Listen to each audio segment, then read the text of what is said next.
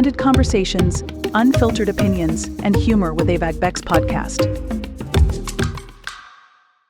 I love that you said that about the universe, because that helped in me writing, okay?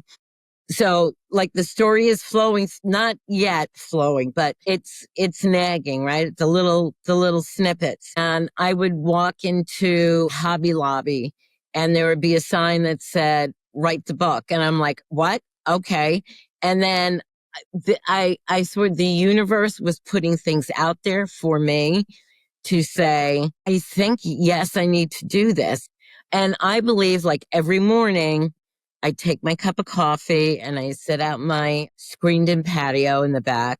I'm a smoker, admittedly. So I have my cigarette in the morning and my cup of coffee, and I kind of put out my affirmation or my manifestation. I'm wearing my amulets and I ask the universe for certain things. And actually, the number one thing is that my books take off. And I am also looking, because I did write songs, that I need somebody who writes music. I have a lot of bands that I listen to today, and I actually named those bands in one of my TikTok reels. And I'm like, guys, I know you don't need me because they write phenomenal rock songs anyway, but I'd like to collab with any one of you. I think I wrote about 16 songs that go through the books. It's all the way to book 5, 6, whatever. Sting is not.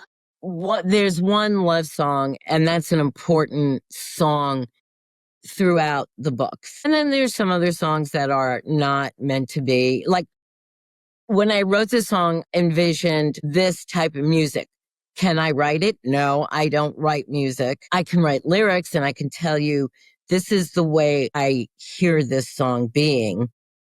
Write it, because I can't write it, guys. You're all excellent. You're all well-known musicians. And I know that there are some people in bands that collab with other artists. And, I'm a nobody. Yeah. I wouldn't say that. But so here's the thing, like there's 2 things happening at once. Well, 3 things. Me getting the books out there, down the road, if somebody is interested to pick it up. And it would be, the sexy scenes are going to be interesting, how they do that. But do you remember a book that took the world by storm, 50 Shades of Grey? I did not read it. Okay. But it yes. took the world, they did what they needed to do with the movie, right? The series came out, the first series, I think it went up to 4 or 5. Was it? I don't remember. But 50 Shades of Grey, 50 Shades Darker, whatever. That is for you not to worry about. You focus on your genius, Beth. We need you to, however raw, however it comes out, we need it in writing, right? You're going to get it. You're going to get it. You're going to get it. The rest we'll figure it out. Don't you worry about that. Yeah, because the 2 main characters are just they're very much in love and very hot for each other. And they go through 20 years together being exactly that, because they are now in a band together, and she's the selling point, because she's very sexy on stage and she does have a daughter. I guess I put a little bit of one of my girls in there, because she's very sexy on stage. And her daughter is like, why do you have to be those people? She said, why are you selling sex on stage? And she's like, well, we're not porno stars, but we just love each other. And, this is what we've been doing for the last 20 years and we're not going to change. And her daughter doesn't like it. And I guess maybe I interjected a little bit of my own daughters in that, because they would feel the same way if they saw me doing some of the things that the 2 of them do to get together on stage. It's just, they show their love, and she gets a little sexy on stage, and there's nothing wrong with that. Unless your kid sees it, and if your kid is still kind of like very impressionable.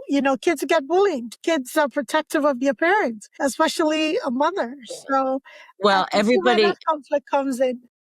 everybody thinks, your mom is so sexy and Yeah. hot and she's just She like, doesn't like that. Is embarrassing. yeah. So, and that's kind of, I guess now that I'm thinking about it, it's kind of like what happened with me and my daughters when, I was a single mother. And when I took them to see the Korn concert, I was wearing this mini leather thing, and some of the people as we were leaving were making remarks, and they were like, "Why do you have to look like that, Mom? Why?"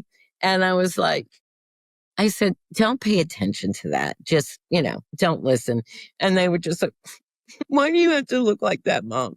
And so I am getting that again. When I went to Portland, I did the Portland Book Festival, and I stay with my other daughter who lives there, and I have this red coat, and it's a statement kind of coat. So I was wearing that, and now the blonde hair and everything. And every time we went someplace, somebody would say, "I love this, the red coat, the hair." And I could see my daughter just going. And so it happened every time we went out. Yeah. And she was just like, "I can't take it." So then we went to my other daughter's house because now my granddaughter is born. And my daughter's like, "What, Mom, why do you have to?" And my other daughter said, "Stop, don't." She goes, "Everybody loves it, okay? We go out and everybody's coming up to Mom saying this stuff." And they were like, and they're like, "Well, don't say anything anymore because people love the way she looks. We can't say anything anymore." And I was like, "Well, that's too bad. That's too bad." It's refreshing to see you reinvent yourself and owning it. Yeah. I mean, Because you have to.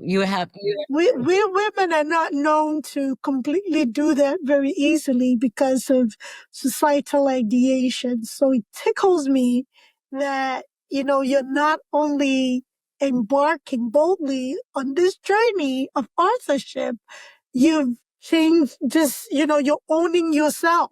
You're owning the hair, the clothing, your appearance. It is you and you're comfortable in that. And that is a beautiful thing to see. So, going back to your book and, the characters and how you kind of like injected life, your own life into it. And when you came to a band early in the interview, you did say, you always wanted to be in a band, but, there was a lot of like kind of like self-doubt. Am I good enough? Am I pretty enough? Can I get a following? And things of that nature. Was there any time in your life that you started a band or you were part of a band or, you were close to being in a band? Because from what you said, the club scenes and, the concert and everything was very much part of you growing up. Yes. I would say the closest that I got, and I dated musicians, I was friends. I mean, there was a band. This one? Some went on to do other things, but Okay. there was a band circuit, and there was one guy who basically you had to go to him to get booked into clubs in Long Island. Notice I say Long Island, one word, New York, because that's the way we talk. Connecticut, New Jersey, not so much New York City, because like New York City had like my father's place and the Peppermint Lounge. Those were CBGBs. Those were something different. But this one guy had all the clubs and you had to go to him. And so everybody was in his world. And there was every kind of band. There was guys who dressed up looking like chicks. There was the Southern rock. There was the progressive rock. And that's how I got in, was I started dating a guy and I was underage, I think I was 16. And he was a roadie for the premier band on the circuit. Everybody loved them. And they played like Zeppelin and Jethro Tull, and they were progressive, but they packed any place they went to.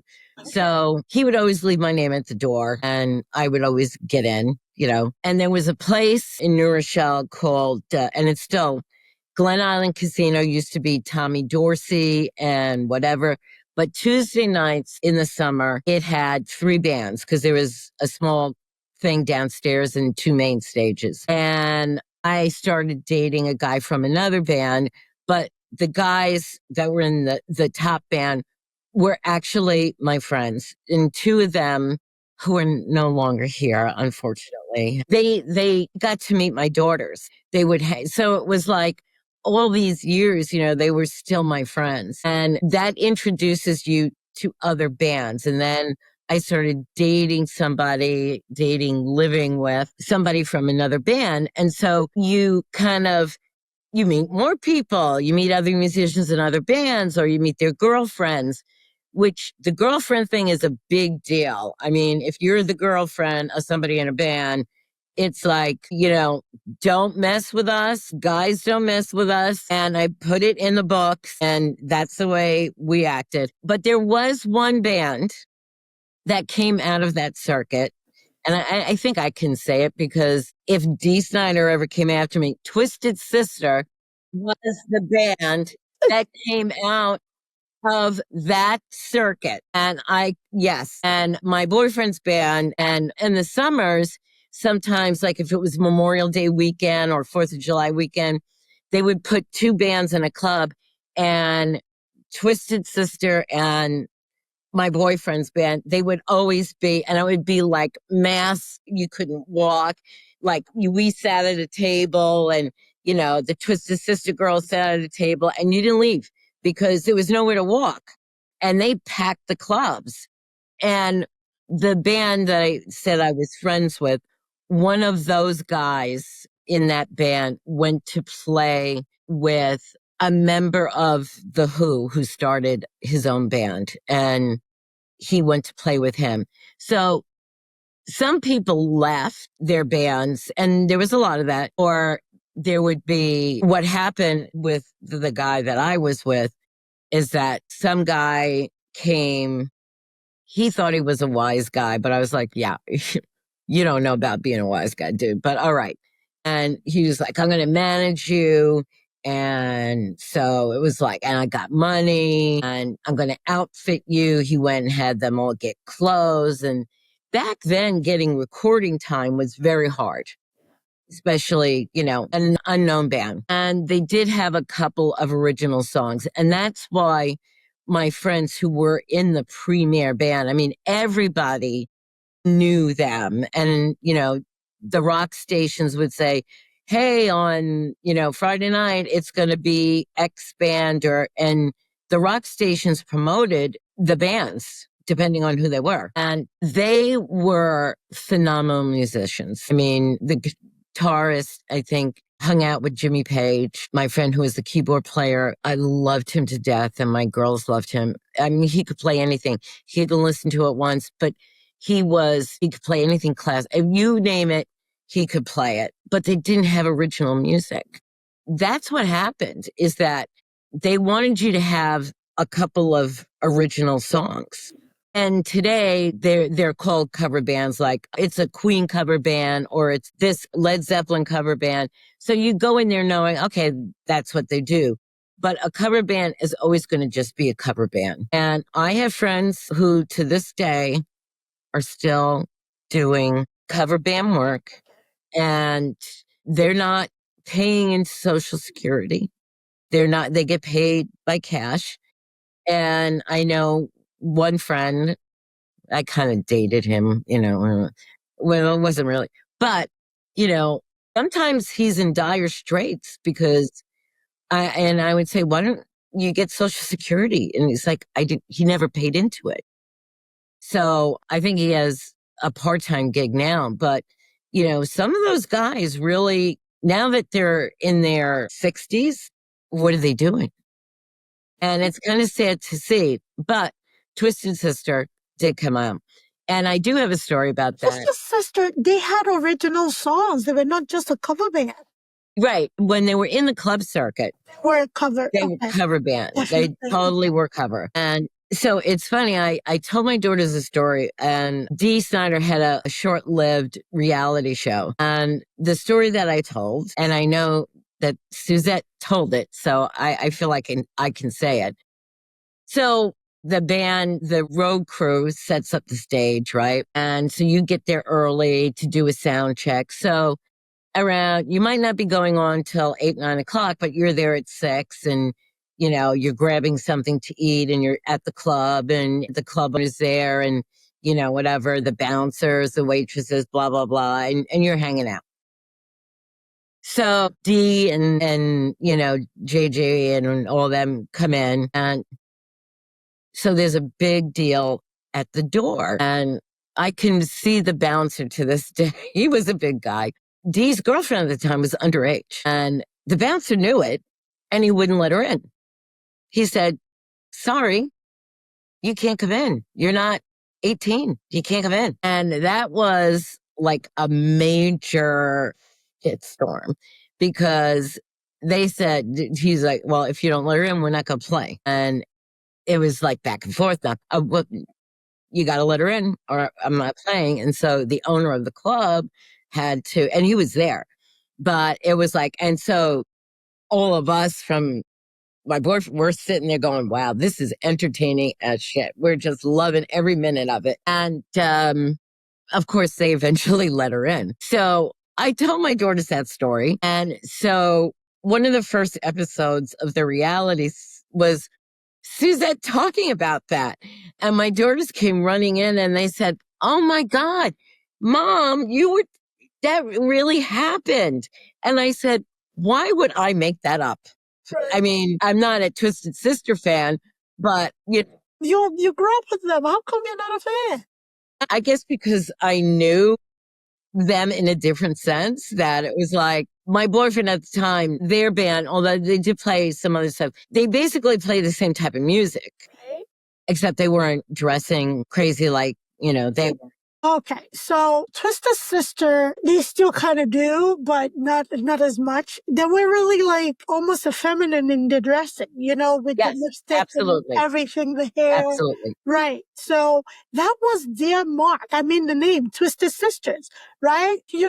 They're your sisters. They're dressed like your sisters, but twisted, right? But they're here to rock your socks off, kind of a thing. Exactly. So that was the whole thing, is that they had the gimmick and other bands didn't have the gimmick. Although my ex-boyfriend's band, they got studio time and they, whatever. And then what happened, and this happens, I watched it happen a lot, is that you go into the studio, you're a band, and then they tell you, okay, the bass player, the drummer, and the rhythm guitarist are out. And it's like, wait, what? But so when they do that, the band is not the same band that it's changed. You change one component in something, and then it doesn't work the way it was supposed to. And that happened a lot. And that's what broke up bands. Or somebody like in Twisted Sister, he became the personality of that band. Was he not always the lead singer, though? He was. AJ French and him, I think, started the band together. And so I think, because I actually saw it on, D used to do the show, and I forget what channel it was on, the breakup of the band. And he did Twisted Sister. And I think he got popular because he was the lead singer. And it happens with a lot of lead singers. They become the face of the band, and either the band is okay with it. It's like, yeah, it's cool. Let him be the front man. But sometimes, okay, like what happened in Twisted Sister, Dee became popular as his own person. And so that causes friction. So that's the kind of stuff that break bands up. I mean, the Police were well known that the three of them disliked each other, but they would record, or then we got to the point where you could record your tracks and then the other people come in, and, that happened. And the Who, I mean, Daltrey and Townsend didn't always get along. And so there is friction when, especially when somebody pops out as the face of the band. And the other people are like, usually it's not the person's doing. I think that comes from like fan base. Even, even with like the modern day pop, right? So you look at a band like NSYNC, right? mm-hmm. You have the JC, and then you have JT, which was Timberlake, right? You have Fatone, and please God forgive me. Oh my goodness, I can't remember the other person's name. But what I'm saying is, the people that fans naturally gravitate to, right? Absolutely. Sometimes it's not even the leader. It could just be a look, right? In that band, I was just having this conversation with my physical therapist last week. She was telling a story how she won a phone competition and she ended up at TRL. And it so happened that NSYNC was there. They had a lunch and everything. And she vividly remembers that she went there for JC, not JT. But Justin Timberlake was the person that the girls were fanning over. But that's not who she was excited to see. So that naturally happens I think in any group, especially in entertainment. So that's like jealousy within the group. But I will tell you that there's a couple of bands and one band in particular that I'm a huge fan, and I am probably going to go see them. I'm not telling my husband, but there's a couple of bands out now that like Theory of Dead Man, Seether, Shinedown, and my favorite band, Nickelback. I love them, and I would love to work with Chad. I'm putting it out there. So Chad, come on, I'm a big fan. But see, he is the front man. Right. And there is a documentary that they did, but I am a huge fan of theirs, and I don't see he's the front man, the lead guitarist, and everybody else. I mean, because they've been together for a really long time. They're cool with it. It's like, okay, let him be the whatever face. And it's the other bands that I said, Seether, Shinedown, Brett Smith from Shinedown is excellent, his voice and everything. And the other members of the band are cool with that. So sometimes it can work and it's great, but sometimes, I mean, look at the Rolling Stones. I mean, Mick Jagger is still out there doing it. Right. I think you should. I've seen the Rolling Stones twice in their heyday, and then I was still living in Hawaii, so that was like 20 something years ago. And I was like, I don't know if they should still be doing this. And I think they're still doing live. Why not? It's skipping it on live. I know, but you know what? Every time I see them, I'm like, how is Keith Richards still alive? I mean, that man, wow. I mean, he's got longevity. I will say that. But also thinking about bands that identify their front runners. Are you familiar with Evanescence? Yes, I love them. So Amy Lee. Oh, that was a woman-led band, right? And she was, she was like the singer. She was kind of like the face of the band. But, it felt like it was a general consensus, right? That she had the voice. She's a girl. She leads the band. So do you think in that case, if a band starts off like that as over time they gain notoriety and everybody recognize the voice, that there would still be a need for friction, or, friction could happen another way, not necessarily somebody being a front runner? Yes, friction can happen in other ways. It's like there's always somebody in the band that's writing the songs, and it might not be the front man. It might be somebody else. But Evanescence, by the way, I can sing Call Me When You're Sober very well. So I'm putting it out there. So yes, I love them. My Immortal, which I think is a very sad song, and I cry every time I hear it, is one of the songs that gets related to my book. So that song is on one of the playlists because it has a significant. So I can't believe you said Evanescence, because yes, I'm 100% invested in them. But I think Amy left for a while and she got married. And I think that I think the whole band was at friction with each other. And I think they kind of broke up a little bit, but now they're back. And I think that's what happened to a lot of bands. Like, there are so many bands now that are from, let's say, the 2000s. There's Creed, Green Day came back. I don't know how I feel about the Linkin Park thing with the female lead. I heard one song and it's like, I guess I'm so Chester Benningfield, that it's like, Then look past that. Since Chester had gift. Chester, like when you're talking about people with extraordinary gift, Chester and Freddie kind of like, go in that category. Chester is a loss. I would say is a huge loss. I think reinvention, everybody wants to reinvent and everybody wants to move on in a sense or on a memory. Maybe Chester would have wanted it, but for people who appreciated Chester in Lincoln Park, it's difficult to move past yes, that gaping hole he yes, left, right? So I think that is the struggle for everybody. Even something that the Black Eyed Peas did recently when Fergie left. Right? There's a young lady replacing Fergie that sounds just like her. She's great. She's not Fergie. yeah. She's great. Again, talking about a bad day. Fergie had one bad day and the whole world came down on her like nothing, right?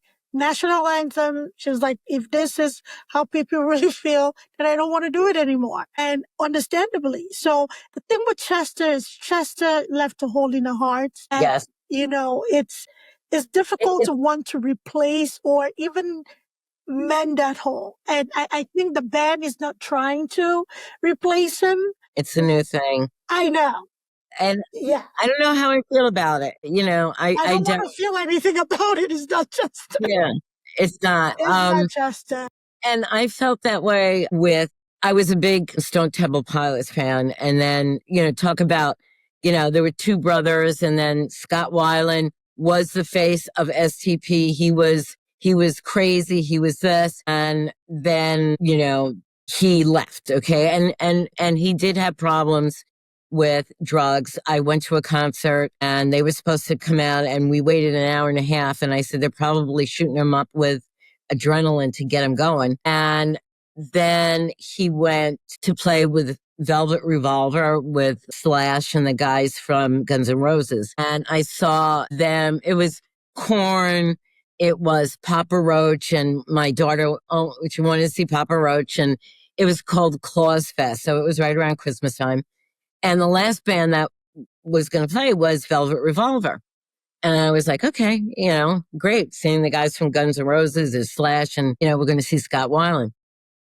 He was so drunk that midway through that, I said, I can't watch this. I can't watch somebody who's so talented be so messed up. And he died shortly after that. And I couldn't listen to STP because I was like, he's not here. And recently, a couple of days ago, it was the anniversary of his death and it was all over Facebook, or at least because I have all these rock feeds that come on.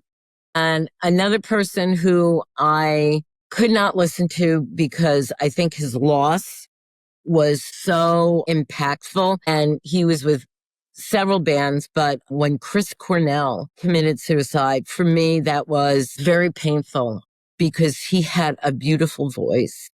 And if you look back, he was a beautiful man. I mean, he was gorgeous and he had, a happy life. He had, loved his wife, had 2 kids. It's like, what happened? What happened? That for me was, I couldn't listen to his music for a while because it was so, I felt it like with Amy and not every artist. It was sort of like, man, like you can't replace that person ever. Yeah. Yeah. On the pop side of things, it's kind of like, everything that you're saying, it was just processing and I'm just going through the different bands and the different groups that, I've come to like and love. And, it's kind of like the same thing that happens with, even within family, the Jackson 5, right? Michael, took this thing and, did marvelously with it. Unfortunately, kind of like suffered the same thing among siblings, right? Where they're all talented in their own right, all instrument players, all beautiful voices. However, he peaked, right? As the face of the group. Unfortunately, that led to the Jackson Five, disbanding for a while, until adulthood. They decided to do something together. And, on the pop side of things, when we're talking about substance abuse, I don't know how much you know of the band Westlife. No. Yeah, Westlife was more, they're very popular around the world, except in the US. Westlife was the equivalent of what you had here for Backstreet Boys. Okay, Backstreet Boys. Yeah. Yeah. My daughters love the Backstreet Boys. Love. Westlife was the equivalent of Backstreet Boys, and it's the same thing. You had the front runner or the front man, but then you had the Aaron Carter personality, the cutesy, oh my God, kind of a person, right? Aaron Carter, yeah. You always have those nuances. And with Westlife, I think the band performed from time to time, but everybody's older now. The one member of the group is actively missing. And that there's just a degree of, what should I call it? A degree of incompletion, I should say, when, everybody does. Yeah, you're missing a person. Oh my goodness. Look, this is why I do this. Look at you, you're talking rock with me. Did you expect that? Rock and roll. I mean, and that's what my books, what I did was marry rock music with, I think, a very endearing love story for the two main characters. But there's other characters like her cousin. He has a story that it has to be told, right? And she loves her cousin and they're in the same band. I mean, they started it together. So as the story progresses, he has to have his story, but they're still like the cousins are still tied like this. So, and they come from a big Italian family and, he's biracial, but, his mother is taking on the Italian lifestyle, like, nothing and going to church, like, well, you got to get married and, by a priest. Otherwise it's not. So I bring those nuances into the book, Right. like the Catholic orthodoxy that, some people might not know. I didn't grow up heavily in that, but that was there in my family. And certain Italian traditions like 7 fishes for Christmas Eve, like that's a big deal. We used to go to my grandfather's house. So those are things I kind of put in the books because it's real. It's what the characters would be doing because, you could be famous, but you still have a private life. And I go into that is how much do you put out for the public consumption?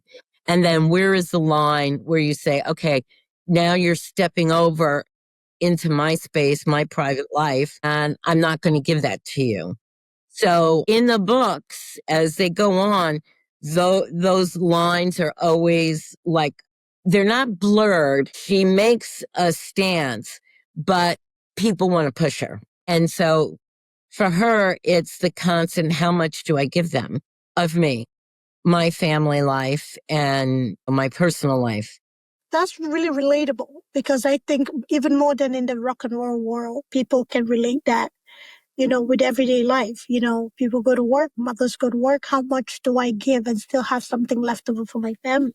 It is a decision. I mean, even when being a single mom and IBM was always, work-life balance and, like family life. But I took my laptop home and at 8 o'clock at night, I was looking at my mail and people were, direct messaging me. And even when I was on vacation and it was just like, what do you mean work-life balance? I'm working all the time here, but I was okay with it. It was okay.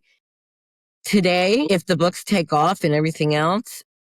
When the book takes off. Thank you. When you're going to give me that influencer thing. When it does, There'll probably be a definite line because I'm ready. And I say this to everybody who I do a podcast, that I will come back. And if I become super famous, I remember the people who put me on their podcast. So I will do more if you ask me to. For me, there'll be a definite, like, I know my family won't want to be there, but I will. And I'm ready to do that. And they know that. So there's going to be a definite line of, I don't mind being very public with my life, but my private life will be private because that's the way they want it. Yes. I think that's healthy too. Talking about that line, right? That's a solid line that you don't want anybody to cross unless you give them permission to do so. Exactly. It's good to not have public on both ends. Your private life is public, your public life is public, and, there's no privacy, right? So when your private life is private and you respect the people that are in your private life, like your children and your grandchildren, it makes it sweeter, right? Because if you're out and about and you're not somebody that has publicized your family, and would think twice about posting, a picture that, they took, or if they found you stumble upon your presence in the vineyard, they'll think twice about posting you being with your family. This just reminds me, Michael Strahan. Yeah, I love him. I mean, he's a New York Giant. I'm a Giant fan. Come on. Yeah. So Michael Strahan is my all-time favorite athlete, right?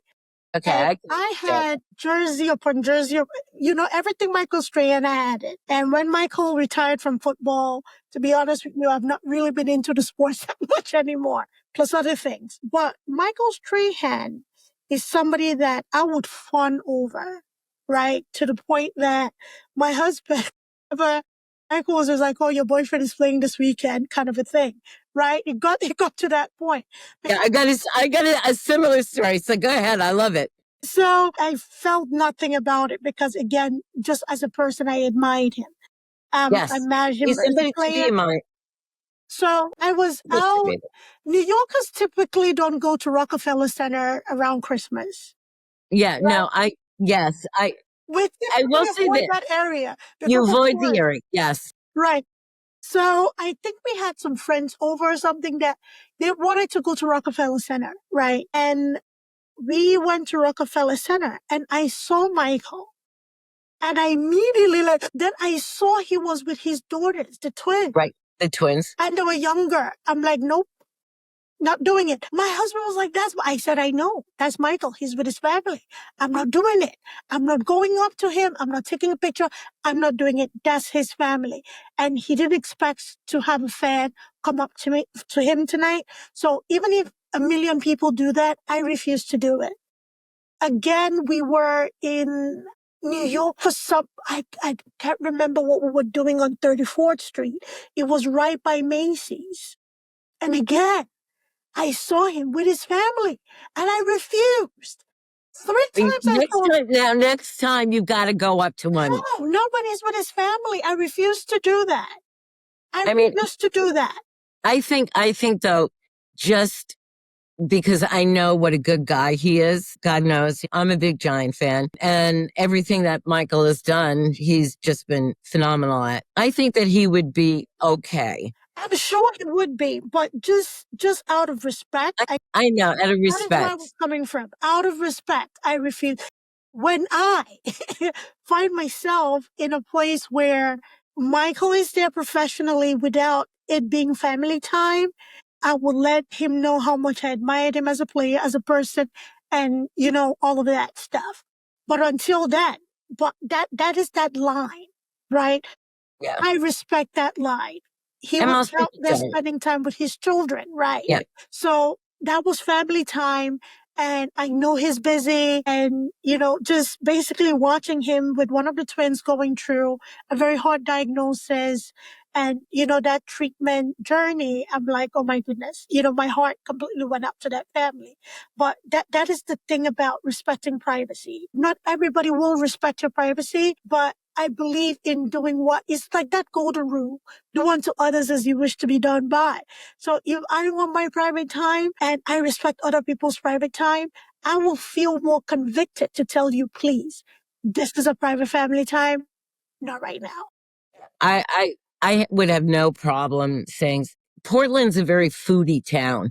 So there's all these little cafes and stuff. And if I got to the point that I'm sitting outside, having lunch, or brunch is very big in Portland, everybody brunches, and somebody came up and took a picture, I'd be like, okay, what, you got your picture now, can you please leave? And that would be, and I would be nice about it.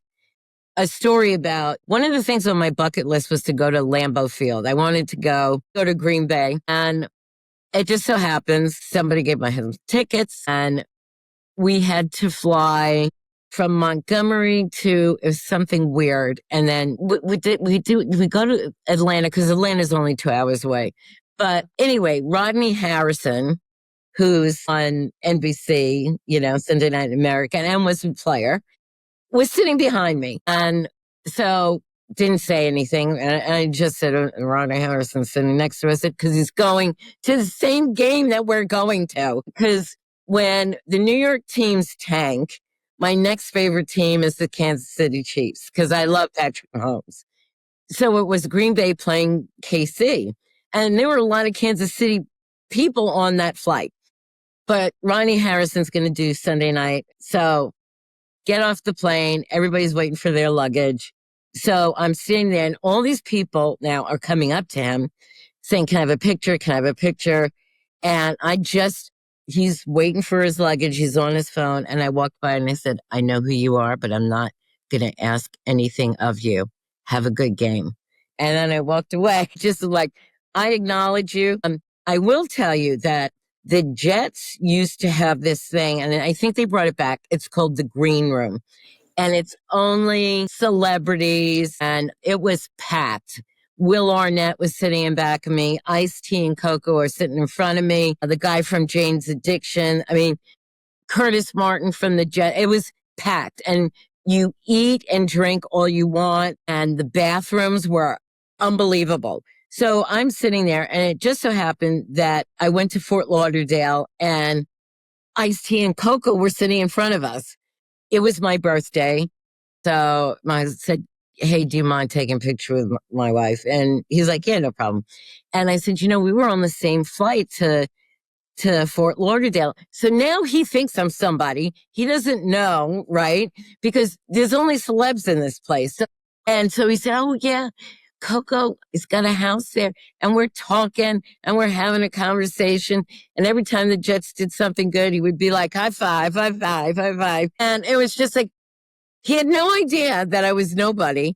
And then the guy from Jane's Addiction was staring at me like, who is she? I think I know her from someplace. And Will Arnett was sitting back to me, and he stepped on my coat, and he said, I'm so sorry. I stepped on your coat. And I said, no, don't worry about it. It's cool. I said, we're outside. Who cares?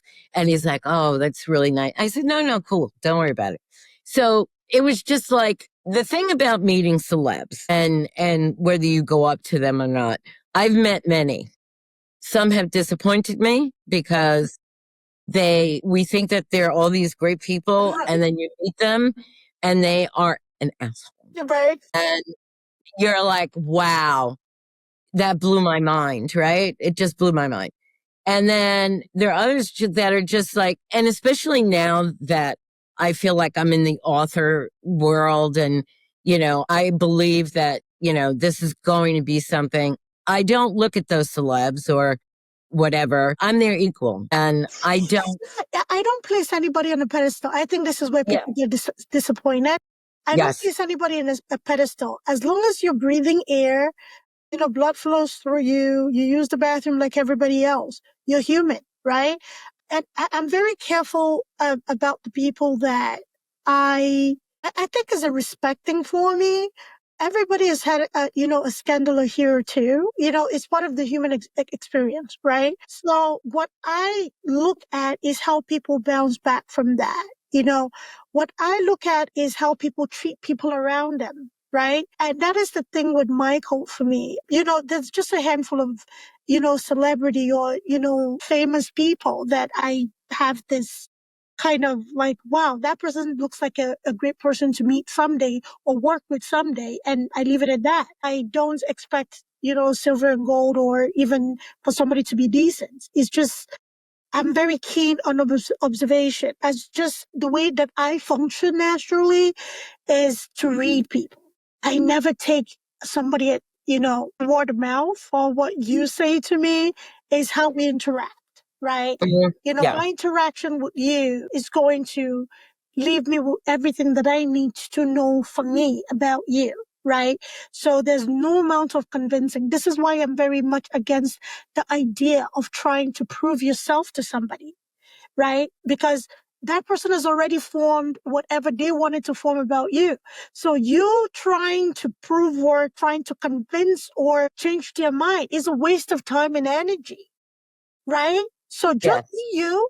If that person wants to change their mind, they will, right? If they want to stay steadfast to whatever they know about you or feel they know about you, they will. So just be you. Live in your existence and your originality, and everything else will Be fall into authentic. place. Be Be authentic. authentic. That's it. Be authentic. Because a lot of people form their opinions based on what other people say, right?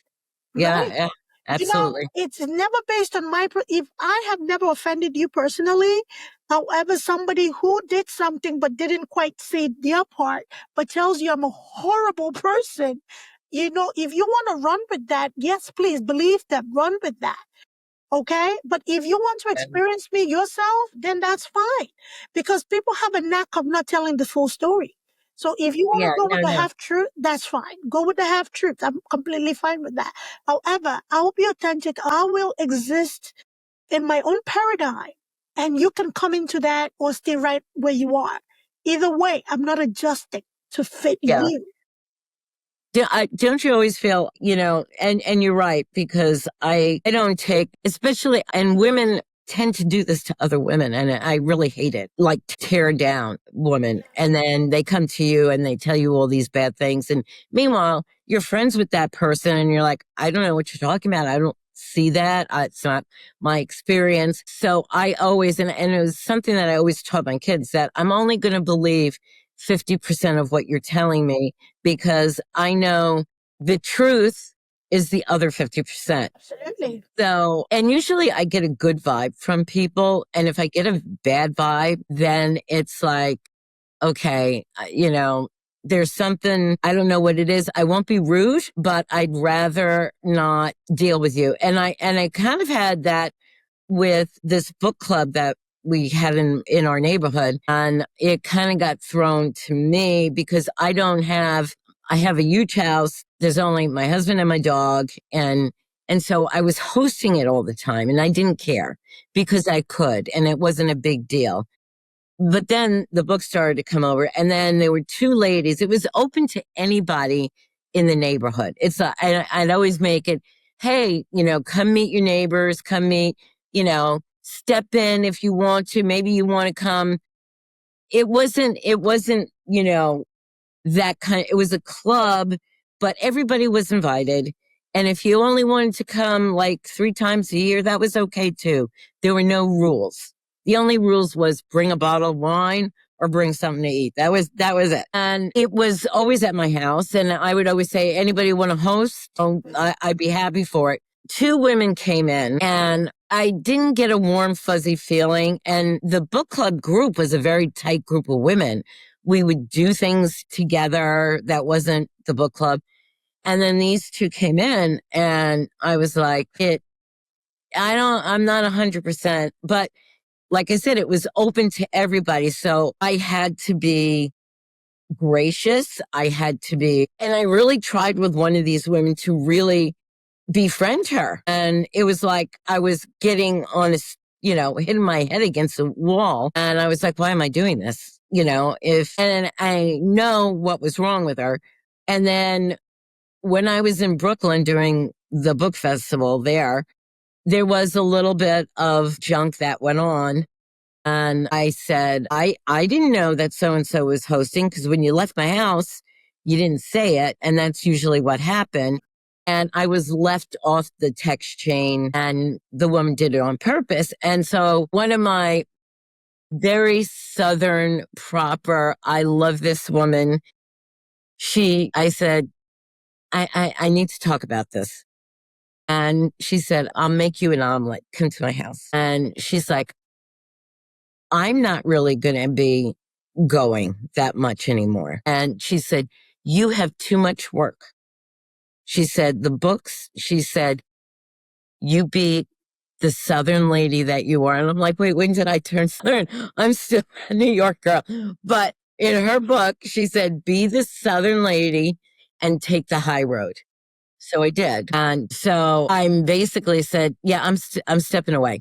So you guys can figure out who's going to have it at their house because I know that they won't. And one of my friends, she was going to come over tonight, but she has a migraine. And I think they're going to try to bring me back into it. And I was so okay with stepping away because I did not want to be in a room with two people who didn't like me and Yes. I didn't like. Step away from it. I know I your stepped away. your heart is speaking right now because your friends are saying, no, you've always done this. We miss it. Step away Yeah, from it. I'm totally. Nothing good is going to come out of you re-injecting yourself. And given that you're now Southern, you're going to be expected. I'm not. I'm still New York. I'm still New York. She dumped your Southern lady to take the high road. Then you're going to be expected to invite two people that their energies are off. I mean, step away from hosting. If you were ever invited to go to anybody's house, then you go. This is the one thing about friendship that in my older years in life, I've applied it and I'm not apologetic about it at all. And a group of friends taught me this and it showed me that I wasn't wrong. If I am hosting something, I've been known to host something, right? And then out of the blue, for whatever reason, competition, showing off, whatever it was, I don't care. Somebody decides to replicate that exact same thing at the same time, day, whatever that I'm known to do that, I will not object to it. However, I will not attend. Okay? So Yes. if everybody is used to coming to mine at a certain time or whatever the case, if you want to show your support to come to my house, fine, right? Especially if I was left off a good time. There's something that I apply to my life. If you don't celebrate me out in the open, don't celebrate me in secret. Yeah. That's At a point where you were left off that text message, who spoke up? Who said, okay, guys, this doesn't feel right. I'm not coming, right? How many people did that? Okay. two of my friends did. Okay. And the two people that did that, the two people can have a private book club with you. And those should be the only two people you allow in your house. Okay? Yeah. There are two other ladies that are kind of, like they're stuck. One is my next door There's no neighbor. middle. That's stop. There's no middle. It's either here or here. We're not kids anymore. Yeah, Right? no, If you don't stand for something, you're going to fall for something. You have to decide, was this right? Yes or no? If it was right, then go on. There's no stuck in the middle. If you felt this was wrong, there was no need for you to attend that. Understanding that I was left off, understanding that I did this for a number of times. 5.5 years. I did it for. Exactly. I'm saying it's black and white. There's no middle here. Yeah, you're right. There's You're no right. middle. You made your You're right. decision. I respect your decision. You also have to respect my decision now. I love you, but I don't have to love you in that extent. Anybody who will comfortably sit there in any place while somebody breaks you down, and then you come and tell me, by the way, she was saying this and then she said this and then she said this. My question to you is thank you. But what did you offer the conversation for this person to feel comfortable enough to say these things in your presence, knowing that we're friends? What did you offer the conversation? Yeah, that's a good point. That is a really good Okay. point. So you gave something. You gave something to that conversation. There is no way somebody is going to just come and glue at the mouth without feeling comfortable with you, knowing we're friends, right? So what did you offer that conversation? What did you say? What did you agree to? How did that conversation start? What was the middle? What was the ending? Because nobody who knows we're friends and that you value me will come to you and disseminate my name in a way that nobody would even touch it without you encouraging it, making that person comfortable enough to say the things that they say. So it calls your friendship into question because thank you for telling me. Okay, so and I'm one person that please, if you don't know me, hello everybody. If you come to me about anything that somebody said, please understand that I will confront the person most likely in front of you because I want to know if it was not warranted while we're here. So I love the fact that you said you confront. I've been I do. called the queen of confrontation No, because I will confront you because if it was warranted, it's going to yield one of two results. Okay? If it was warranted and I was wrong, I will apologize. Sure. Absolutely. Okay? Again, nobody's perfect. I may have made a mistake without really thinking twice about it. However, if it wasn't warranted, the person that you confided in and told the person not to trust me, to watch me, and all this extra stuff people say, will definitely find out the truth. But please understand that both of you are on a list that is not going to be close to me. Because again, nobody starts a conversation without feeling comfortable enough to start a conversation. Nobody's going to leave you off a group chat to an event that you've hosted for 2+ years without somebody making them feel comfortable enough to do that. All right? And there is no in between. There's right, there's wrong. Just like the other 2 friends made a decision not to go, caught in the middle people should have made a decision not to go. I love you, we're friends. However, I feel this is wrong because this person has hosted this for the longest time. If you actually have a problem with this person, how about you talk about it and then, we can see, we can attack. But right now, it feels weird. The same way that they're telling you they're stuck in the middle, they're not stuck in the middle. They're not stuck in the middle. There is no middle here.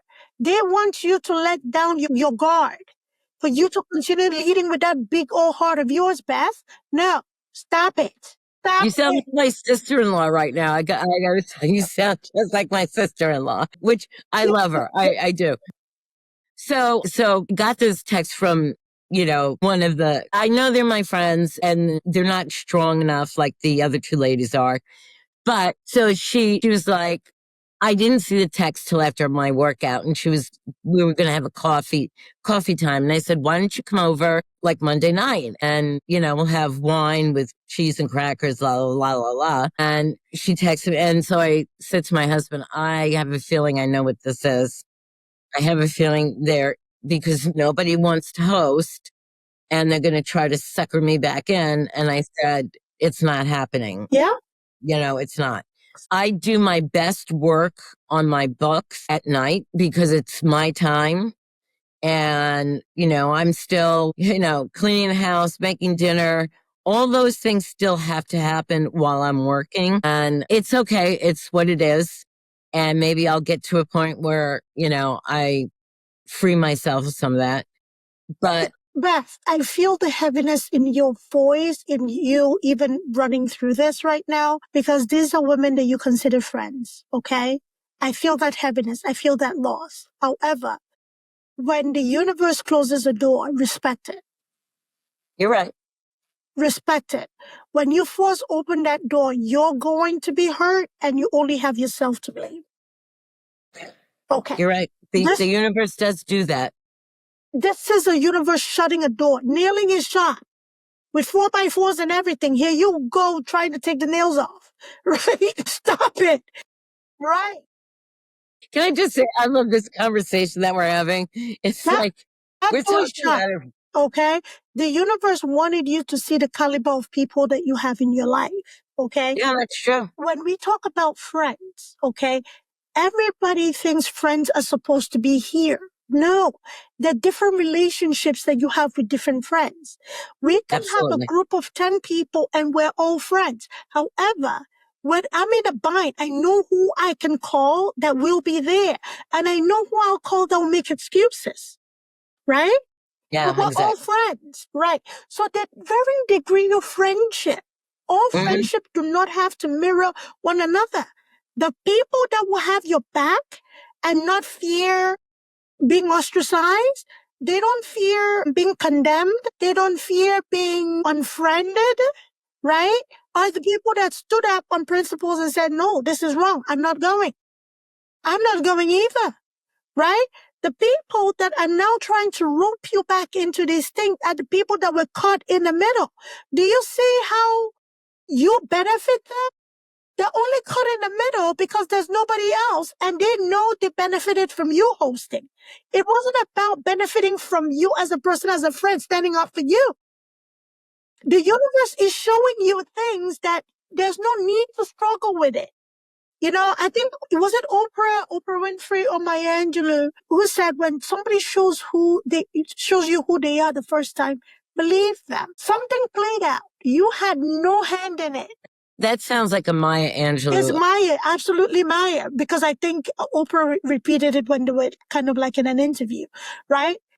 You had no dealings with, something being set up in your absence. You did not arrange for that to happen. It happened. Friends called you, true friends called you and told you, this is wrong. Take the high road, say nothing, don't host anymore. We're not going. So if you're really feeling for that hosting, have these two friends come over. Make new friends, Beth. I said we could do a wine every month thing. But, it's funny when you said the universe closes the door. Yes. Before all of that, I was I was an admin on a Nickelback fan page. And the person who runs it, owns it, whatever you want to call, her and I became very good friends. But we're friends on the internet, right? And I would talk to her every day and we would talk about things. And it was the kind of thing like I was going to call her and then all of a sudden she would call me. So there was like this connection. And I kept saying to her, because she said she had some in with the band. And I said, well, I really would love to talk to Chad about my songs, And so there was a lot of festivals last year, and I was trying to actually get a booth at one of those festivals, which my husband, how your husband said, Michael Strahan, my husband is like, how's your boyfriend today? And he'll say, how's Chad doing? And I'm like, what? Like, how does he even know that? I mean, I've never expressed anything to him about it. So I said, well, if you know the band, why can't you get us backstage passes? I mean, it costs the band nothing to give you a backstage pass. And she never could do it. And so, like, that was a red flag, but I didn't catch the red flag, right? And then I think she was getting bounced off of Facebook a lot. So she was changing her name. And as an admin, I would let her back in to the group. One day, out of the blue, this woman went on, and we have another friend who I am friends with. She has helped me in book festivals on her dime. She flew to the location, paid for her hotel room just to be with me, to support me. That's the person I'm going to see in Texas. But this person gave my friend from Texas unbelievable crap. And she would call me and she would say, I'm not going to get involved. You have a relationship with this person. And she didn't talk crap yet. So I get out of the shower and I'm getting pummeled with these texts. And it was somebody who I think had a mental detachment, because what she was saying in these texts and she's like, I hope your books fail. Your books are terrible. Meanwhile, she loved them, and you're never going to meet Chad. So, and I was like, well, you don't even have the pull. So what are you talking about? And she just went on. And she said, you need to go to a mental hospital. And I said, honey, and then I got to the point where it's like, why am I continuing this? Exactly. why am I continuing this? And I said, I'm sorry you're off your meds, but I'm done. And I left your phone number just in case, but I blocked her on all social media and stuff. And so I called our friend in Texas and I told her what happened. And she said, that's exactly what happened to me. That's what she did. And she said, she's living a life behind a computer screen and she's not what she portrays herself to be. And I said, it took me literally 12 hours. And I said, like you said, the universe closed the door. Done, done. I'm done with her. And then the stuff at the book club happened. And I said, done. And then I thought to myself, as you said, there's a reason why I'm ejecting these people in my life. Yes. There's a reason Distractions. for it. Distractions. You need to focus on your book, man. Yeah. Well, no, I'm doing good. I just need to get it out there. That's why the distraction. You would have been running around trying to host, making sure everything is all set. Everybody comes in. You make sure everybody's pillow is nice and fluffed and they're comfortable. And, And I would cook crazy for that's them. what I'm saying. You're an Italian woman, so I understand. I was making meatballs, chicken parm. So I know what I'm saying, right? Make sure every pillow is fluffed just right for everybody. Make sure everybody's comfortable, everybody's well fed. They Yeah. leave, you get to washing and cleaning. And, Yeah, now, exactly. save that time for two friends. You have to worry about two wine glasses, two plates, a nice pot of sauce and meatballs, whatever else you want to do. They don't even want that. They said, we're happy with cheese and crackers. That's what I'm saying. Look at that. You're saving time, right? You're saving I time. know. You're meeting people that they have your back. It is too exhausting to be in a friendship with somebody that you're not unsure of. Yeah, it's sort of like, and I definitely agree with that. And it's also like when people talk about whether it's a marriage or relationship, it's too much. If the relationship is a quote job, then it's not worth having. Absolutely not. Relationship should not be a job. If you cannot free fall, it is not the right relationship. It doesn't matter if that is a boyfriend, girlfriend, marriage, job, whatever it is, acquaintances.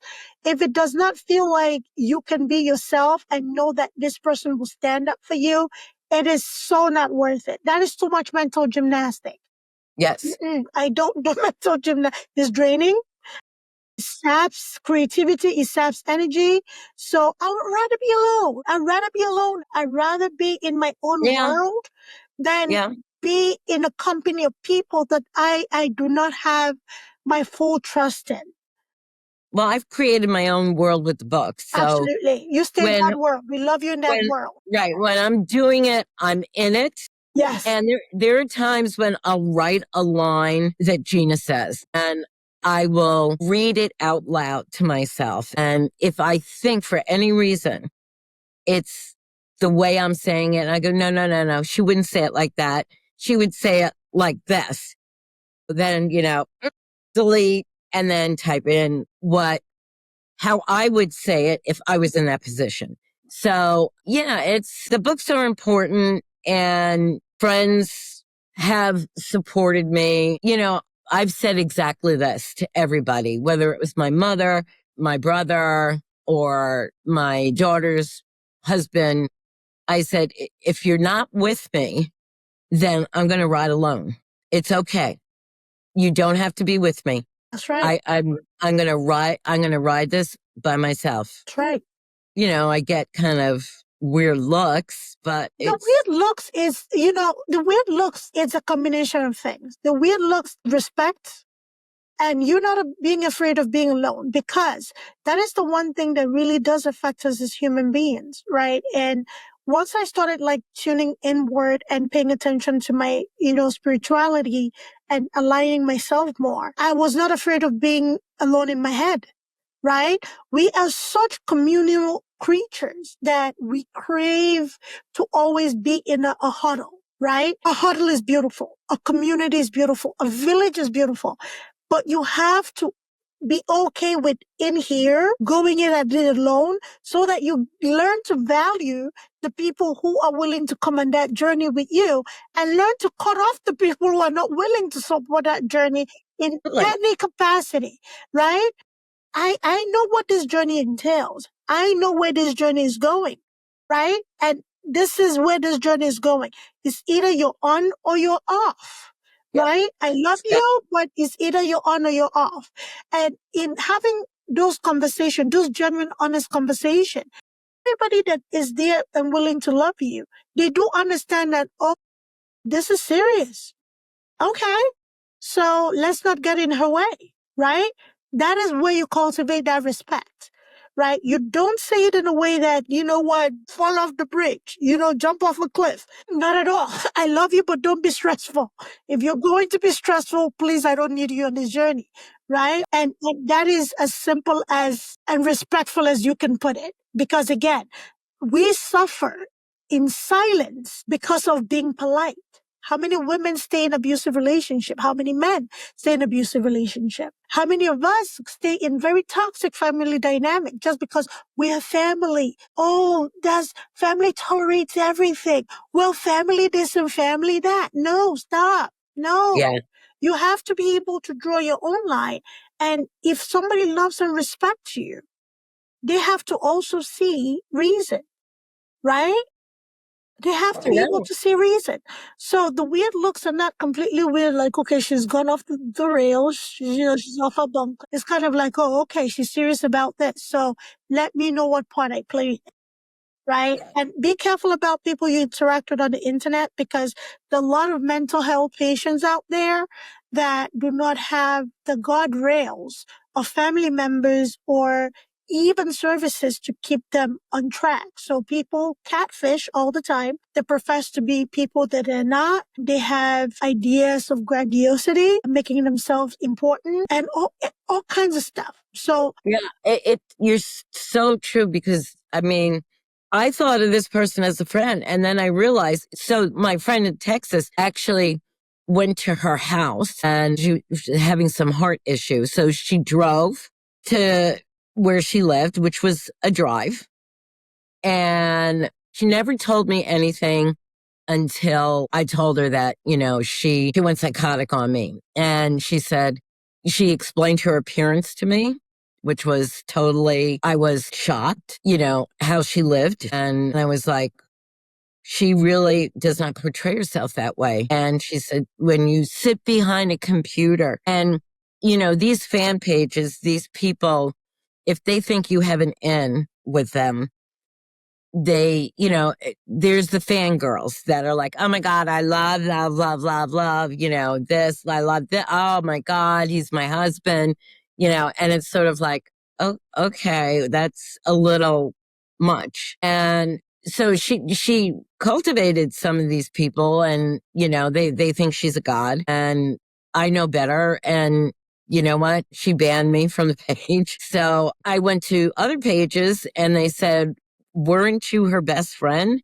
And I said, yeah, I was, until she went crazy on me. And two people that had two different pages said, she did the same thing to me. She did the same thing to me. And it's like, okay, well, this is obviously a person who has some issues that makes friends. And I've seen this in another friend I had, where they make these friendships or have these friendships, and then the littlest thing can, but she doesn't have anything else going on. I know, that's Okay. so true. So yeah, she's gonna hang out. It's like, the analogy that I can think about here is like somebody drowning. If a person is drowning and you throw a buoy into, the water, or anything comes by that remotely looks like a stable item, they're going to hang on to it, right? That's why they tell you, if you're jumping in to rescue a drowning person, never go in front, always go behind, because they're going to grab you and pull you down, right? So have the upper hand in grabbing them. So like the closest thing, the semblance of a friendship, she's going to hang on to it for dear life, right? So at the very notion of that revealing, the slightest moment you lift a mirror to show her reality, she's going to go off on you, just like she's done to everybody else. Again, the internet is a scary place. It's a wonderful place, but it's also a scary place. It's a scary place that people can profess to be what they're not, hide behind a keyboard. We know Yeah. that that's out there. So now, Be careful. Just because yeah, you're a I'm sweetheart. careful. You're a Yeah. sweetheart. And people can see that. Something that was said recently in the last year that changed my whole being is that the empath and the givers have to realize that in this world, they're takers and energy drainers. So it's the yin and yang of things, right? There has to be a balance. So as your giver, there's a taker. So you have to identify them. You cannot pour from an empty cup. You have to pour from your excess, right? So it's the yin and yang of things. So just, be on the lookout out there in the internet streets. So we've been talking for a while, and we kind of felt this was going to happen. We But did. This is We great. did. No, This is great. we have to do it again. We have The to. We have to. So one thing I asked my guest, Beth, before I let you go. So where can we find your book, and where can, an influencer who's listening to this, who wants to work with you, can reach you? And also, before you go, I like to ask for golden nuggets, like little golden nuggets from my guest, for any self-publisher, anybody who's looking to reinvent their lives and start over. What are the golden nuggets you can live for, those set of people? But also, please tell us where we can find your book, purchase the book, and for any influencer to reach out to you who's listening to us. Yes. Influence. Yeah. My books are on Amazon, and it's Perfection Saga is the series of books, but each book has a different name. And Playing Hard is the first one. Playing High is the second one. They're on Amazon, paperback, Kindle. I am going to be doing a promotion around Valentine's Day. So that's for the Kindle people. And if you go into a bookstore and you go to the information desk, they can order my book because I'm worldwide distribution. Or you could go to my website, which is perfectionsaga.com, and it will lead you. And every podcast, just so you know, every podcast I do is put on my website. This way, I always give kudos to the people who are interviewing me, or I don't think this just two gals who believe in the universal language. Yeah. Just jive together automatically.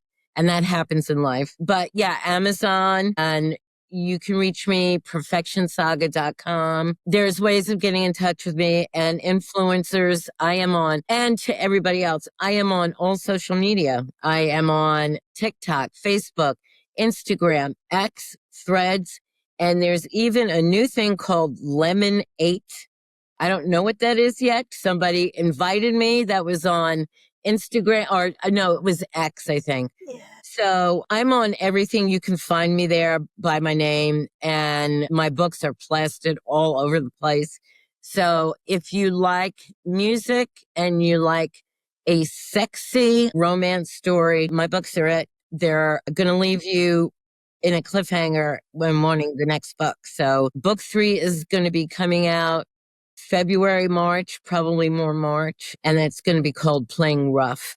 Yeah, I know all the names sound like they have a sexual component, but it isn't at all that. Hard, high, and rough. Okay. Yeah, it could sound like it's that, but no, it is. It's giving rock and roll. It's giving rock and roll to me. That's what I'm Right, exactly. Well, you get it then. You get it. So yes, so please, and if there's influencers out there, I want to talk to you, and let's do a deal. Right. Find me. Right. So now your gold nuggets, let's go. Let's do it. So let them know. What is your golden nuggets to them? What can you tell an aspiring self-publisher who may be self-doubting, or somebody who's raised their children and they want to reinvent themselves? Okay. Well, with the self-publishing, I would say there are, like I said, there are a lot of bad people out there. You need to find a good one. Go to the Self Alliance. The Alliance of Self Publishers. So, And everybody who is good has a green light. And if somebody is interested, I am happy to give them the name of the woman who I work with. And privately, I will give them her name, and she would be happy to work with them.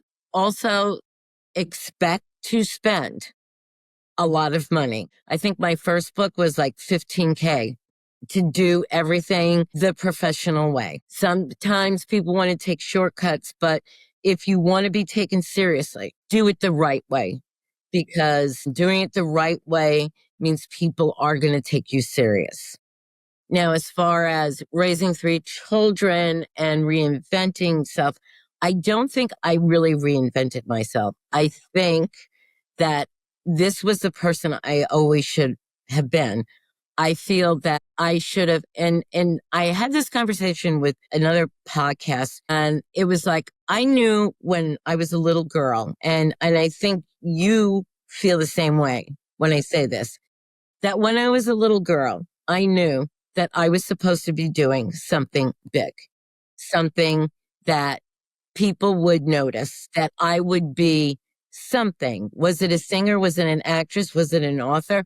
I don't know, but I was supposed to do something. And I knew that from a very early age, and I felt it. And I always let life take that desire of mine away. And then I got to a place in my life where the book ran through me, and I just said, you know what? It's my time now. It's for me to not necessarily reinvent, but bring out the person that was always there. And it's taking a big step. Like, I had a divorce that was terrible. And once you go down that road and say, I don't want to be in this marriage anymore, you're taking a big step. And becoming the person that you want to be or should be is that big step also, because things are going to change in your life. And embrace it, because it's who you always should have been. And for people who don't have that and want to be something, do it. Do it. Take the leap. If you don't take the leap, you'll never know if you could do it. And you could fail, but at least you that's tried. part of the process. That is Right. part of your process. That's where you Right. learn, right? But as far as self-doubt, every now, and I actually had this conversation with myself this morning while I was doing my manifesting. A little self-doubt came into my head, and I said, no, I have the internal dialogue. I Yeah. said, no, do not self-doubt. You are supposed to be doing exactly what you're doing, and you are manifesting the things that you want to manifest. And that is getting somebody significant to help with my songs, getting all the books out and seeing what happens with that. And I don't have self-doubt. I just need to keep pushing forward. And, I'm not going to let anything deter me. I'm not. And so that's my advice to, women, and men. If you have this desire, you need to go get it. Yeah. And it doesn't matter how old you are. That's right. It doesn't. It doesn't matter. Go get it. And if you feel like, oh, you're not progressing as fast as you thought you were going to, you are progressing. You're moving, right? You are moving. May not be at the speed or velocity that you would like, but you are moving. Keep at it. Yes. It takes one break, one lucky gaze, your direction. You hit it on. That's what I say. I said, I just need one person. That's it. Put everything in place so when that opportunity strikes, you're ready to go. You're good to go. So this was such a great conversation, Beth. Let's do this again. I think we both have the same energy, and that's very hard to always find. I don't know if you've had that with other guests where it's like, okay, It's very rare because, again, talking about being authentic, I am myself, right? I lead with my energy, and some people lean into it. Some people stay in theirs, wherever a guest is. For context, for everybody listening, We have been talking for 3 hours, 25 minutes. I've not had that yet. Okay. I've gone an hour 30. I've gone, but 3 hours, 25 minutes at this time. And the conversation just leads on. This is why I do this. Because again, look at her and look at me. Physically, we're very different. You talk about age, I'm young enough to be her daughter. I'm a millennial. She has millennials. You never know what you have in common with somebody until you converse. I'm very atypical. I love rock and roll. I love country music. I am very eclectic when it comes to music. I love doo-wop. I have a whole collection of Time Life, collection Exactly. of... Yes. Exactly. I have that, right? I know songs. I shock people, right? But then again, these are things that are not the first thing you have in a conversation with somebody until you actually converse with a person. We started out with Beth's book and, her love of music was very apparent. And, as we went into things, we bounced things off of each other. I mentioned Evanescence. She was shocked I did. If somebody told her before she got on this call, hey, she might know a thing or two. I don't know, but here we are. So again, there's more that connects us than divides us.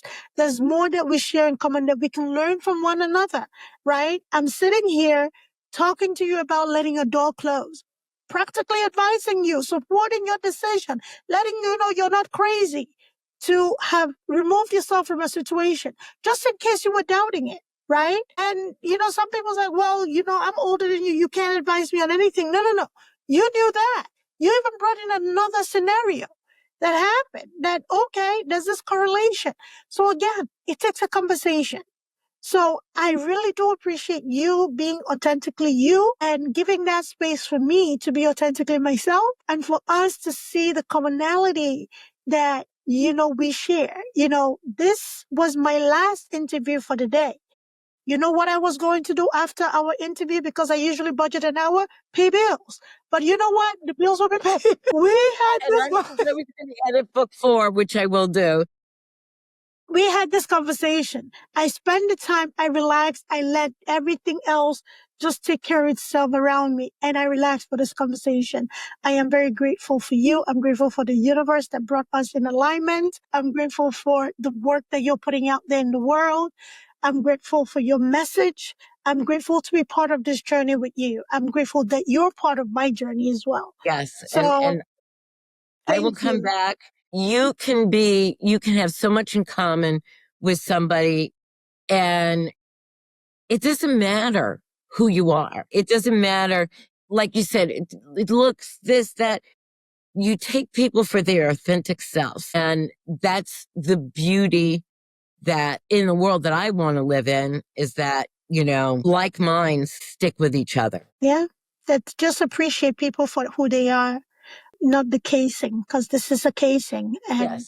Some people sometimes don't look past the casing and they lose out on having very valuable conversation or connection with people. So I thank you for making the time for us to talk, Beth. It was great. Thank you. And we'll do it again. Yes, we'll do it again. Thank you, everybody, for listening to us. This is going to be a multi-part series because this is too juicy to all go in one episode. So thank you, everybody. Take care of yourselves. Be great humans, please. All right? Thank you. Bye-bye.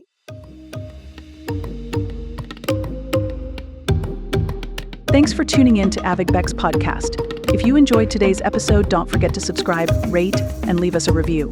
It really helps us out. We'd love to hear your thoughts and continue the discussion. So join us on social media or drop us a message. Until next time, keep exploring, stay curious, and keep pushing the boundaries of your world.